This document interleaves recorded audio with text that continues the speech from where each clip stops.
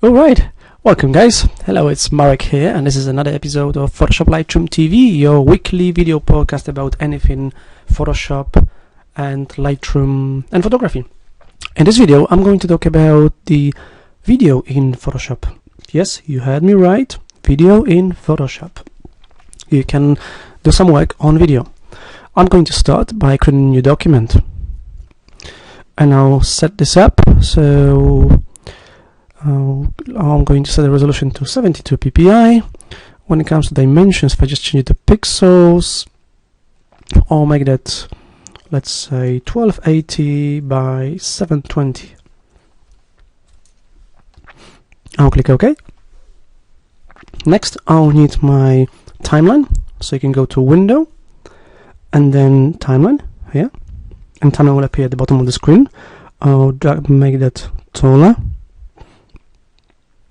just so you can see more, and I'll zoom out a bit on the document. Here we go. I'll make it a bit taller so you can see more, and I'll click Create Video Timeline. Right, now it's time to import some stuff. Let's start with an image first. So I'm going to do File, or actually let's just jump straight to video. So I'm going to use File, Place. On my desktop I've got two videos, so I'm going to import this one first, and it's going to import it as a smart object. I'll just accept that for now. Here we go. Just switch to my move tool. That's the video here. Just make my timeline a bit bigger. Here we go. So we can play it here.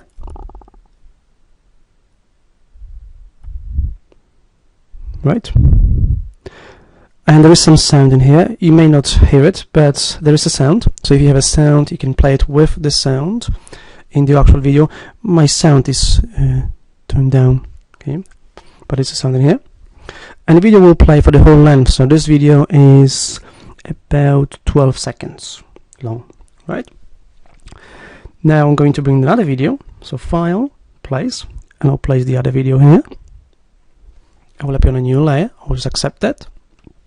Will appear the position of my playhead. So I'm going to do here is this video will come in later on, maybe about 8 seconds here, right?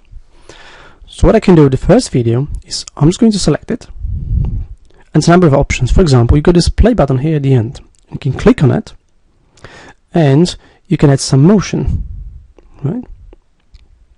So you could add pan, zoom, rotate, and so on. I'm going to leave it for now.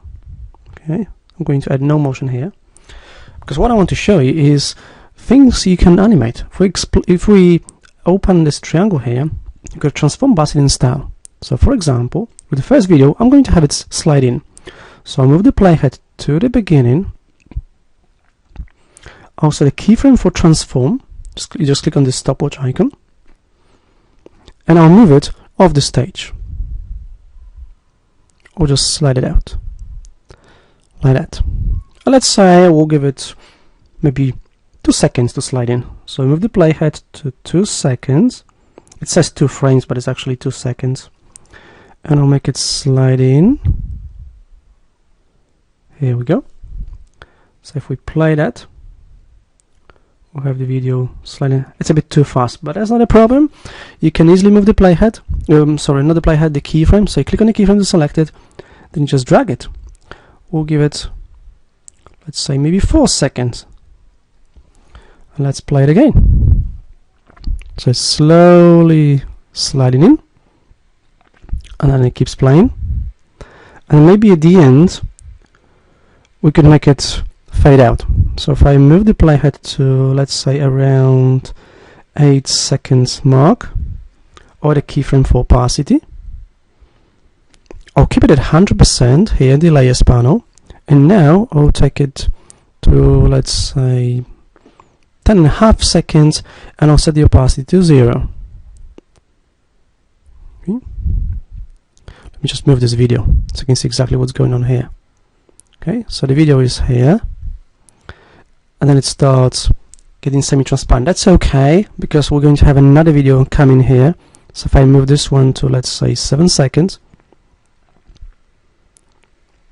and I'll open it and add a keyframe for opacity. This one will just fade in. I'll set opacity initially to maybe 0. Let's see. Yeah, 0 is fine. And then somewhere maybe here, let's see, if we change it to 100%, here we go. A bit too late. So if I just move this keyframe maybe here, let's see, a nice crossfade effect really quickly and easily here in Photoshop. So we got these two videos playing here and fading in, fading out. We got a transform for the first video as well, and you can also add sounds. Here at the bottom you got this audio track. Well, let me just take this layer and I will just fill it with black. It will look better. So just edit. Oh, hold on. If I just do a new layer, just use edit, fill, I'll just fill it with black. Okay, so we have a black background and we'll have it from the beginning. Oops. And all the way. Oh, by the way, if you want the layer to last longer during the timer, what you can do is you position the cursor here at the end and you just expand it. So take it all the way to the end. Actually, I'll make it just 14 seconds, and this one I'll make it shorter because it's really long. So I can just grab it here and just make it shorter. You get a preview. This is all non-destructive. This is a smart object, and you can see the preview as well, so you can decide where you want to finish the video. So we'll keep that canon here. This is fine. Okay, let's go to here, and that's where we'll stop, non-destructively, with a smart object. Absolutely brilliant. Right, so the sound, yes, we'll move the playhead to the beginning. With the audio track, we'll just click this tune icon here, and we can choose add audio, or you can click on the plus button here, or just use add audio, and you can add a track. I'm going to use the music. There should be some samples here, maybe Slip Away, for example. By default, the sound will play as long as the long is. If the sound is really long, it will play all the time. So we definitely need to make it shorter. So take it all the way to the end. Just grab that. Yeah, it's over 3 minutes. So take it down to make it shorter, so it only plays during the animation. So no more than, I don't know, 20 seconds maybe, or 15. Now it's a bit faster. It moves faster. So the farther you move your cursor to the left, the faster it moves. So get in there. Gonna 40 seconds. We're almost there. So this is 20. Right. So take it all the way here to the end. Perfect. Now with the sound, what you can do is, if we go here to the end to this play button, we can do some fade in and fade out. So for example, it would be nice to have the sound fade out at the end, so it doesn't just play and abruptly stops. So we can do a fade out, and we can set the time for that. So let's say maybe 2.5 seconds or so. Here we go. This looks good. So the sound will fade out at the end. We can do fade in at the beginning as well. We'll just leave it on a fade out. And you can also import images. And the final step is to export the video. Export it as the actual video. So go to File, Export, Render Video. When the Render Video dialog box opens, now Photoshop uses Photoshop CS6 and Photoshop CC uses Adobe Media Encoder for exporting video. And Adobe Media Encoder comes with other Adobe applications like Flash. And since CS5 Media Encoder is 64-bit natively, so it's really good and really fast. So select the folder. So I would put it, for example, on the desktop. You can give it a name. Let's say PsLrTV video.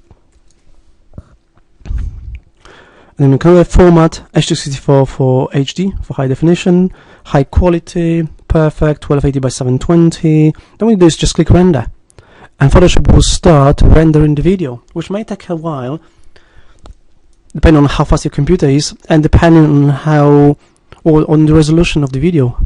If it's HD video, like it is in my case, it may take a moment. It's doing not too bad, but just so you know, it may take a moment to render the video. And that's how there's a number of things you can do when working with video in Photoshop CC. I hope you enjoyed it. Thank you for watching. For more details on my Adobe Certified training, go to saitraining.co.uk.